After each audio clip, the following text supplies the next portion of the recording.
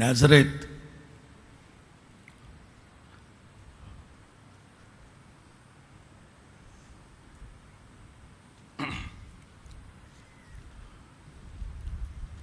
నజరేతు. మత్తయి సువార్త 2వ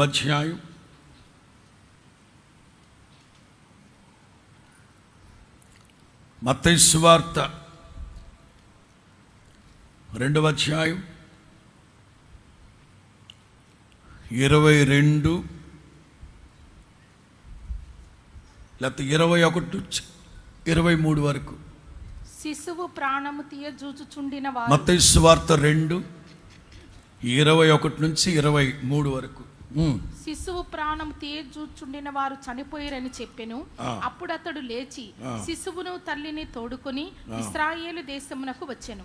అయితే అర్కెలాయి తన తండ్రైన హేరోదునకు ప్రతిగా యూదయ దేశం ఏలుచున్నాడని విని అక్కడికి వెరచి స్వప్నమందు దేవుని చేత బోధింపబడిన వాడై గలిలయ ప్రాంతములకు వెళ్ళి నజరేతు అనే ఊరికొచ్చి అక్కడ కాపురం ఉండెను. నజరేతు అనే ఊరు సిటీ పట్టణము. నజరేతు పట్టణానికి వచ్చి అక్కడ కాపురం ఉండెను.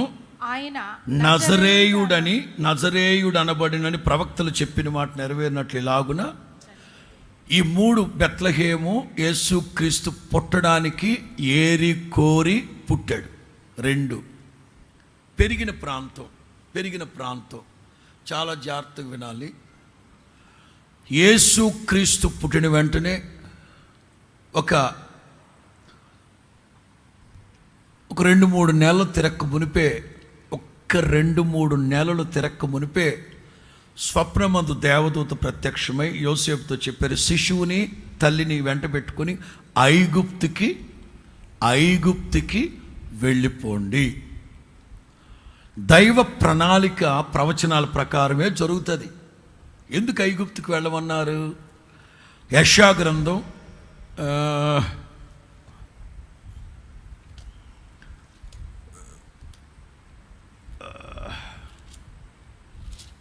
19 ఈ ప్రవచనం నెరవేర్చబడినట్లుగా యేసు క్రీస్తుని ఐగుప్తుకు తీసుకెళ్ళమన్నారు. యెషయా గ్రంథం 19 చివరి మాటలు. సైన్యములకు అధిపతియగు యెహోవా 24. యెషయా గ్రంథం 19 ఆ దినమున ఐగుప్తు అష్షూరుతో కూడా ఇశ్రాయేలు 3వ జనమై భూమి మీద ఆశీర్వాద కారణముగా ఉండును. ఐగుప్తు కూడా భూమి మీద ఆశీర్వాద కారణమవుతారు. తలల పైకెత్తండి. ఈ వాక్యం నెరవేర్చబడినట్లుగా యేసు క్రీస్తు పుట్టిన వెంటనే దేవదూత యోసేపుతో చెప్తే యోసేపు మరియమ్మ తల్లి యేసు బయలుదేరి ఐగుప్తుకి వెళ్ళిపోయారు. దాదాపు 3.5 సంవత్సరాలు ఐగుప్తులో ఆయా ప్రాంతాల్లో సంచరించారు. ఈ వర్తమానాలు అప్లోడ్ చేసేటప్పుడు నేను ఆ ఫొటోస్ అన్ని పిల్లలకి ఇస్తాను, వాటితో పాటు అప్లోడ్ చేస్తాను. ఐగుప్తు దేశంలో 3.5 సంవత్సరాలు యోసేపు మరియమ్మ తల్లి యేసుబాబు ఎక్కడెక్కడ ఉన్నారు అవన్నీ మ్యాప్ ఉంటుంది, ఫోటో తీసుకొచ్చాను, అవి ఇస్తాను, పిల్లలు అప్లోడ్ చేస్తాను.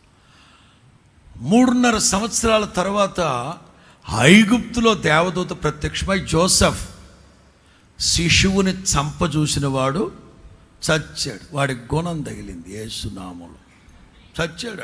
దుంపదేగా మీరు బయలుదేరి వెళ్ళిపోమంటే ఎందుకు వచ్చిన గొడవ యెరూషలేములో వెళ్తే దెబ్బలాట్లు వెళ్ళిందని తిన్నగా నజరేతు వెళ్ళిపోయారు. 26.5 సంవత్సరాలు, దాదాపు 26 సంవత్సరాలు నజరేతులో ఉన్నాడు యేసు ప్రభు. చెప్పండి, ఎన్ని సంవత్సరాలు? దాదాపు 26 సంవత్సరాలు నజరేతులో ఉన్నాడు యేసు ప్రభు. మంచిది. ఇప్పుడు నజరేతుని గురించి కొన్ని విషయాలు మీకు చెప్తాను. నజరేతులో యూదులు ఉండేవాళ్ళు. ఆ యూదులు కూడా ఎంత నిష్ఠ ప్రతిష్టలు కలిగిన వాళ్ళంటే, నజరేతులో ఉన్న వాళ్ళ దాదాపు అందరూ నాజీరు వ్రతాన్ని పాటిస్తారు. మగాళ్ళందరూ, కుర్రాళ్ళందరూ వెంట్రుకలు కత్తిరించరు, అస్సలు కత్తిరించరు.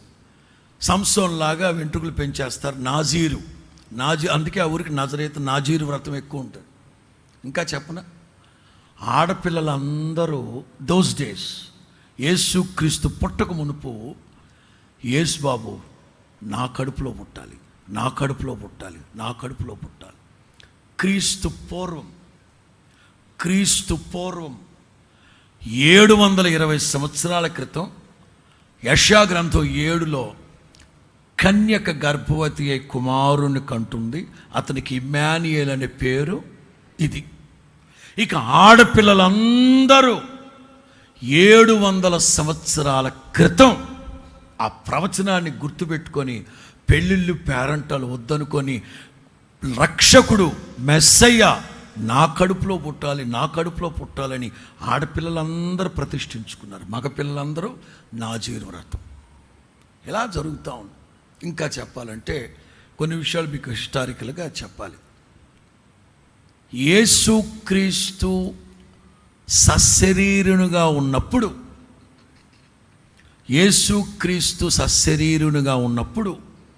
ఇశ్రాయేలు దేశం అంతట్లో 6,000 మంది పరిసయ్యులు ఉండేవాళ్ళు. దాదాపు 6,000 మంది పరిసయ్యులు. ఏది ఇశ్రాయేలు దేశం అంతా, యెరూషలేమే కానీ, బెత్లెహేమే కానీ, గలిలయ ప్రాంతమే కానీ, నజరేతే కానీ, ఓవరాల్గా 6,000 మంది పరిసయ్యులు ఉండేవాళ్ళు. ఇంకో మాట చెప్తాను, యెరూషలేము కేంద్రంలో ఉన్న పరిసయ్యులు ఉన్నారే, మహా చెడ్డోళ్ళు, కఠినస్తులు. యెరూషలేములో ఉన్న కేంద్రంలో ఉన్న పరిసయ్యులు చెడ్డోళ్ళు, కఠినాత్ములు.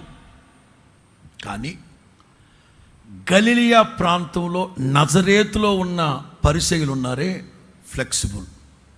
అంత కఠినంగా 7ంటికి ఆరాధన, 7ంటికి రాలేదో గేటేసేయడమే. ఇది యెరూషలేములో వాళ్ళు చేసే పని. కానీ గలిలయలో ఉన్న పరిసయ్యులు మాత్రం ఆలోచించేవాళ్ళు, మనం 24 గంటల సమాజ మందిరంలో ఉండేవాళ్ళమి, గదిలో నుంచి బయటకు వచ్చేస్తాం. వాళ్ళు రావాలంటే వాళ్ళ తెల్లవారుజామున లెగాలి, స్నానాలు చేయాలి, నడుచుకుంటూ రోడ్డు మీదకి రావాలి, సర్వీస్ ఆటో ఎక్కాలి, అక్కడ దిగాలి, మళ్ళీ ఇదొక 1 కిలోమీటర్లు ఉంది. అటు కొంచెం నజరేతులో ఉన్న పరిసయ్యులు కొంచెం ఫ్లెక్సిబుల్గా ఉంటారు. కానీ యెరూషలేములో, అందుకే యేసు ప్రభుకి యెరూషలేములో ఉన్న పరిసయ్యులతోనే 8 పాయింట్లు ప్రభువుకి నచ్చల. 8 పాయింట్లు చెప్తాను మరలా మీకు. గలిలయలో నజరేతులో ఉన్న పరిసయ్యులు ఉన్నారే, వాళ్ళని 1 పాయింట్లోనే ప్రభు కఠినంగా మాట్లాడాడు. ఇప్పుడు చెప్తాను వినండి. యెరూషలేములో ఉన్నవాళ్ళు వేరే జాతిలో వాళ్ళు యూదులుగా మార్చబడతానంటే ససేమిరా ఒప్పుకోరు, రాకూడదు. మా బ్లడ్ మా అదేదో మాది ఏంది ఎంత రేటే, మా బ్లడ్ వేరు, మా బ్రీడ్ వేరు. అవును, ఈడు ఏలియన్, ఈడు దుంపదగ నీ నోట్లో మట్టి కొట్టి, ఈడు గ్రహాంతరవాసి. ఎదవ సొల్లు కబుర్లు చెప్తా ఉంటాడు పెద్దోడా. చెప్పండి, నాకు అర్థం కాదు. బొద్దింకలు ఉన్నాయి, కాక్రోచ్లా. ప్రపంచంలో బొద్దింక రక్తం మాత్రమే తెల్లగా ఉంటుంది. మరి ఈడు రక్తం ఎట్లుంటారు? ఏది మా బ్లడ్ వేరు, బ్రీడ్ వేరు అంటుంటాడే. వాడు ఈడు ఏ బ్రీడో మనకు అర్థమై సావదు. ఎదవ మాటలు, ఎదవ సొల్లు కబుర్లు. ఈ యూదులు ఉన్నారే పరిసయ్యులు, వేరే వాళ్ళు రానివ్వరు. 2 సబ్బాతు రోజున సరిగ్గా 3.2 కిలోమీటర్లు నడవాలి. ఇట్లాంటి పిచ్చ లెక్కలు చెప్తూ ఉంటారు. యెరూషలేములో వాళ్ళు మహామూర్ఖులు, చెడ్డోళ్ళు.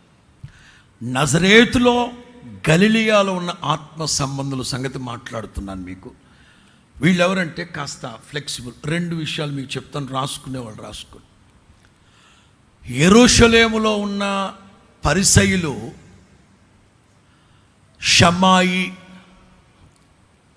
యెరూషలేములో ఉన్న పరిసయ్యులు షమాయి అనే రబ్బీల ఉపదేశాన్ని అనుసరిస్తారు. అది కఠినమైంది. షమాయి అనే రబ్బీలు వాళ్ళ ఉపదేశాన్ని అనుసరిస్తారు. కేంద్రంలో ఉన్న పరిసయ్యులు రెండో గ్రూప్. ఈ నజరేతు, గలిలియా ఈ ప్రాంతాల్లో ఉన్నవాళ్ళు హిల్లేల్ అనే రబ్బీల ఉపదేశాన్ని అనుసరిస్తారు. హిల్లేల్ ఆత్మ సంబంధులకు సంతోషాన్ని కలిగించే మాట చెప్తాను, తెలిసి ఉంటుందేమో అంటే.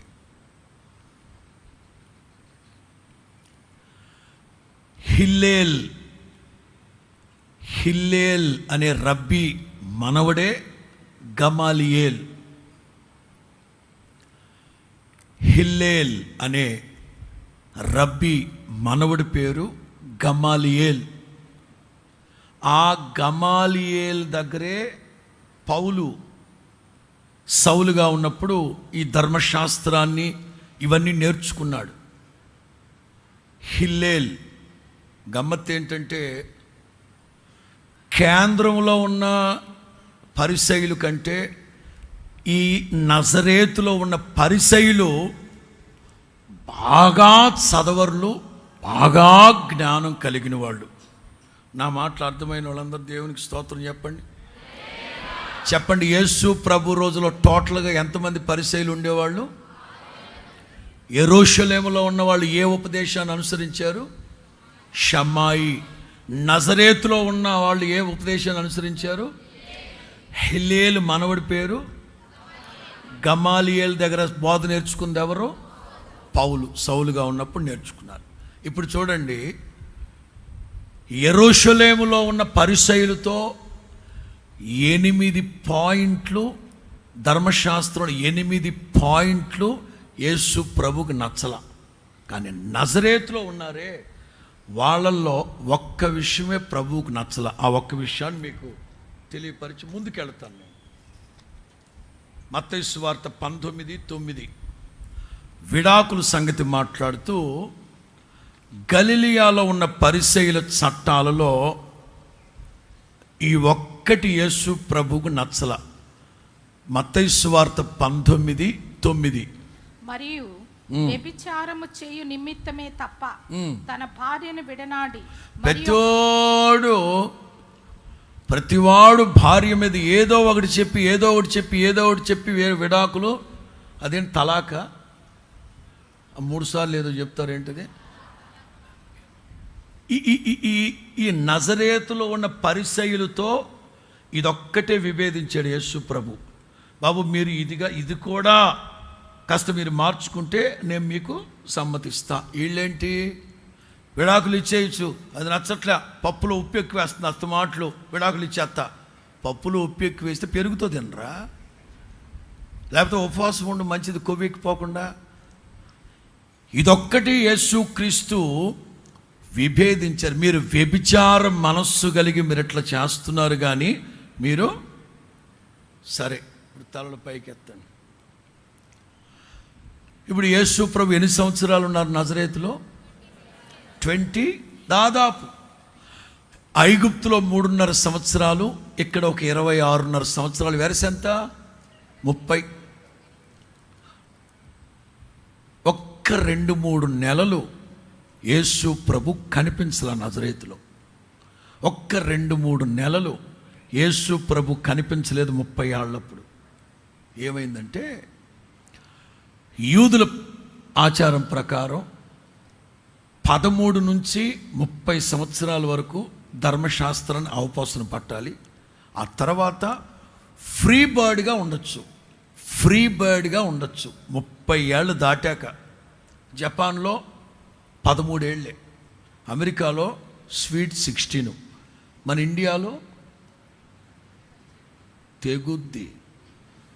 అట్లాంటి చట్టాలు లేవు మనకు. అందుకే బీపీలు షుగర్ వచ్చి పోతున్నారు త్వరగా. జపాన్ వాళ్ళు 125, 130, 150 సంవత్సరాలు ఎందుకు బతుకుతున్నారు తెలుసా? ఒక్కసారి అమ్మాయి ఇంట్లోంచి వెళ్ళిపోతే, అదే ఫ్రీగా చదువుకొని ఇంట్లోంచి అడుగు బయట పెడితే మరలా జీవితంలో కలవరట. కలవకూడదని కాదు, ఎక్కడ కలవరంట. అందుకు కదా వాళ్ళు అంత ఆరోగ్యంగా ఉన్నారు. మగపిల్లలు వాడు ఆ అమ్మాయి అంట తిరుగుతున్నాడని తెలిస్తే ఇంటిల్లి పాది బీపీ, వెంటనే కిమ్స్ హాస్పిటల్లో. అందుకు గదు రోగాలు చచ్చేది. సావని పోని అక్కడ వదిలిపెట్టట్లే. ఈ పిల్ల ఈ మధ్య తిండి మానేసి కొంచెం సెల్ ఫోన్లో అస్తమాటలు ఉందంటే ఇక ఆ తల్లి అన్నం తింటుందా? అందుకు గది బీపీ వచ్చిపోయేది. అక్కడ అట్లా కాదు. యూదుల ప్రకారం అయితే 13 ఏళ్లకి, అదే 12 ఖచ్చితంగా ధర్మశాస్త్రాన్ని పట్టాలి. 30 సంవత్సరాల వరకు బాగా ధ్యానించాలి ధర్మశాస్త్రాన్ని. 30వ ఏట యేసు ప్రభు వెళ్ళిపోయి బాప్తిసం పొంది 40 రోజులు ప్రార్థన చేసుకొని శోధింపబడిన తర్వాత దాదాపు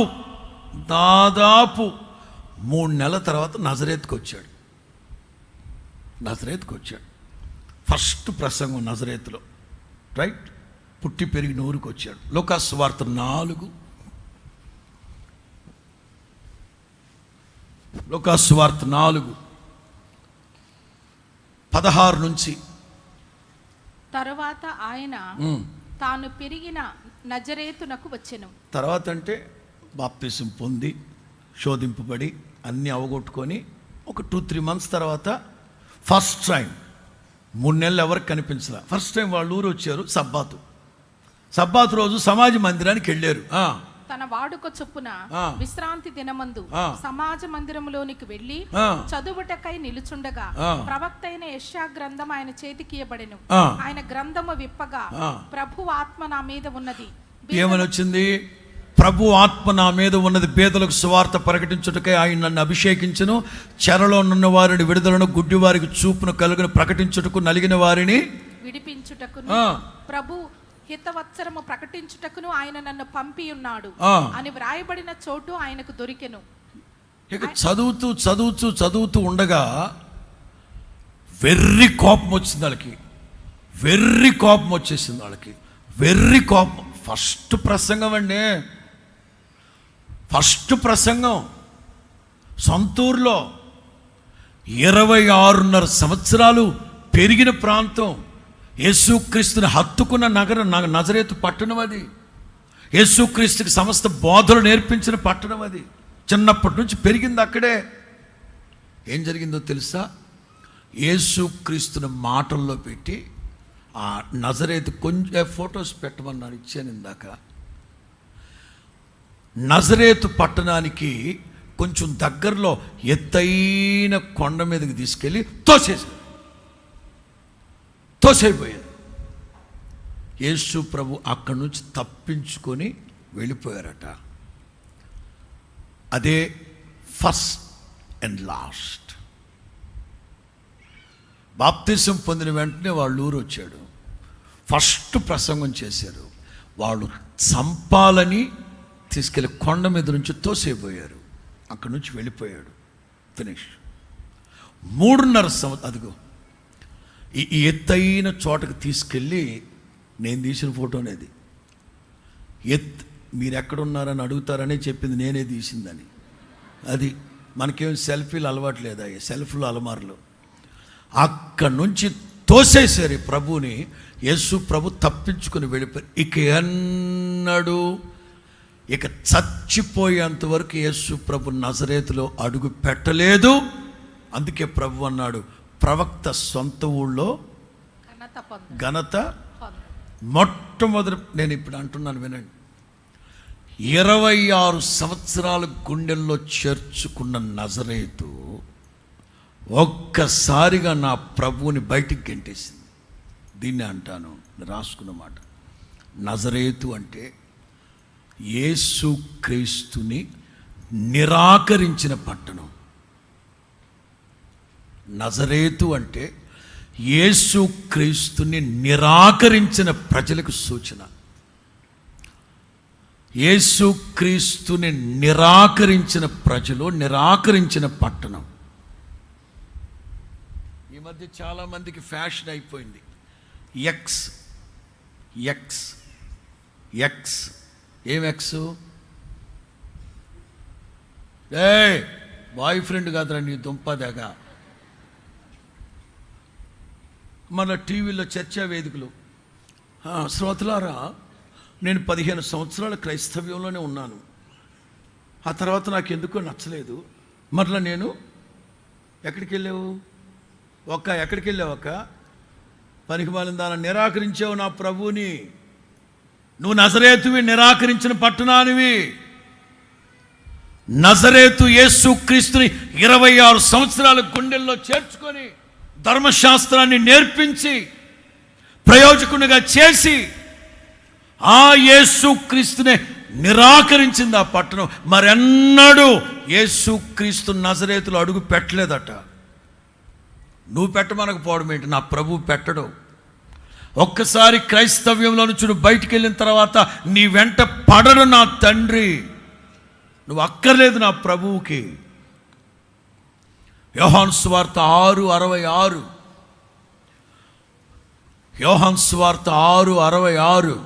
అప్పటి నుండి ఆయన శిష్యులలో అనేకులు వెనుక తీసి మరి ఎన్నడూను ఆయనను వెంబడింపలేదు. అప్పుడే యేసు ప్రభు ఏం చేశాడమ్మా? పీటర్ పాల్ని, దాసుని వీళ్ళు పంపించాడా? పొర మళ్ళీ పిలుచుకొని రా, పోండ్రా, మనోడేరా. ఏంటిరా 26 సంవత్సరాలు ఉన్నాడు రా సేవలో, రమ్మంటా. పిలిపించాడా? ఎన్నడూ వెంబడించలేదు, వాళ్ళు పిలిపించలేదు ప్రభు. యేసు ప్రభు రహస్యంగా స్టార్బక్స్కి పిలిపించే, బెదరావు ఏదో జరిగింది రా బెదరో, పెద్ద సంఘం ఇస్తాను రా బెదరో, నీకు ఇస్తాను రా బెదరో అనలా. లేకపోతే మధ్యవర్తిని పిలిపించే, రే చంటి నువ్వు వెళ్ళి మాట్లాడరా, ఒరే బాబు నువ్వు మాట్లాడకపోయావా, అని మంచోడు రా, 15 ఏళ్ళు సేవలో చేశాడు రా, ఏంద్రా వాడు అటు వెళ్ళిపోయాడు, అనవసరంగా వెళ్ళిపోయాడు, నువ్వు వెళ్ళి మాట్లాడరా. నో! ఒక్కసారి నా ప్రభువుని నీవు నిరాకరిస్తే మరలా నా ప్రభువుని నీ వంక చూడ్డు. ఎలా ఉన్నావు? క్రైస్తవ సమాజమా, సంఘమా, నువ్వు నజరేతు పట్టణానివైతే, భక్తి కలిగిన పట్టణం, వైరాగ్యం కలిగిన పట్టణం, ప్రతిష్ట కలిగిన పట్టణం, నజరేతు వ్రతాన్ని పాటిస్తున్న పట్టణం, నాజీరు వ్రతాన్ని పాటించే పట్టణమే. కానీ నా ప్రభువుని నిరాకరించిన పట్టణం, నిరాకరించిన యేసుక్రీస్తును వదిలిపెట్టి వెళ్ళిపోతే యేసు ప్రభు ఎవరి దగ్గరికి వెళ్ళలా, పేతురు దగ్గరికి మాత్రమే వెళ్ళాడు. కారణం ఏంటి తెలుసా? పేతురు మనస్సు నా ప్రభువుకు తెలుసు కనుక. కపెర్నహూము గురించి చెప్పినప్పుడు చెప్తాను, ఇప్పుడు మీరు వినండి. యేసు ప్రభు సేవకులతో కూడా చెప్పాడు, ఏ బాబు నాన్న ఇద్దరిద్దరు లేకండి, ఇద్దరిద్దరు సేవకు వెళ్ళండి. ఏ గ్రామస్తులైతే మిమ్మల్ని రానివ్వరో బలవంతం చేయమాకండి అక్కడ. ఏం మీరు పెట్టట్లా? నవరాత్రి ఉత్సవాలకి మైకి పెట్టట్లా? మేము పెడితే తప్పు వచ్చిందా? వద్దు, డిస్కషన్ వద్దు. వాళ్ళు వద్దన్నారా? ఏమ్మా వాళ్ళు వద్దన్నారా? ప్రభు ఏం చేయమన్నారు? మీ పాద ధూళి ఫినిష్. స్తోత్రం, హల్లెలూయా, ఓం శాంతి. ఇక విమర్శ దినమందు ఎత్తడెత్తరైపోతాయి ఆ గ్రామాలన్నీ. ఒక్కొక్కడు ఊరు బయట బోర్డులు పెడుతున్నాడు, మా గ్రామంలో ఎవరు లేరు, రావద్దు. మాకెందుకోయా? మేమెందుకు వస్తావా? మీరు వద్దంటే మేమెందుకు వస్తావా? మనవాళ్ళకు కూడా సిగ్గుండాలిగా, ప్రభు చెప్పిన మాట విని సావాలిగా. వాడు వద్దాను అనుకో, hallelujah, my glory, God bless you. తీసే పీకేరా మైక్ పీకే పదా, రెస్ట్ తీసుకో, కాళ్ళు పైకెత్తి పడుకో. అక్కడికి వెళ్ళి కొట్లాడు దివాయి. ప్రభు ఏం చెప్పాడు? ఒక్కసారి నిరాకరించారా, వెళ్ళమాక అక్కడికి. నజరేతు వద్దన్నారా? సొంతూరు. డాయ్ మా ఊళ్ళో ఎవడరా కాదండి, డాయ్ డాయ్ మా సొంతూరు రాని ఇక్కడ పెరిగింది, నా పేరు మీద ఆస్తి ఉందిరా, నా ఆధార్ కార్డు ఎందుకు ఇవన్నీ? ఆధార్ కార్డు రాజ్యాంగం దేనికి మనకు?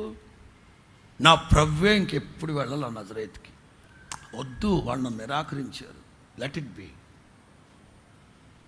సిగ్గులావుని ఎలమాకండి. వాడు పదే పదే మిమ్మల్ని వద్దంటా ఉంటే మళ్ళీ వదినా సిగ్గుండని స్తోత్రం చెప్పు గట్టిగా. హల్లెలూయా. నాకు కొంచెం ఆలోచన వచ్చింది. ప్రభు మీ నామంలో దయ్యాలు ఎలగొట్టాం, మీ నామంలో స్వస్థతలు చేసాం, మీ నామంలో సచ్చిన వాళ్ళు లేపాం.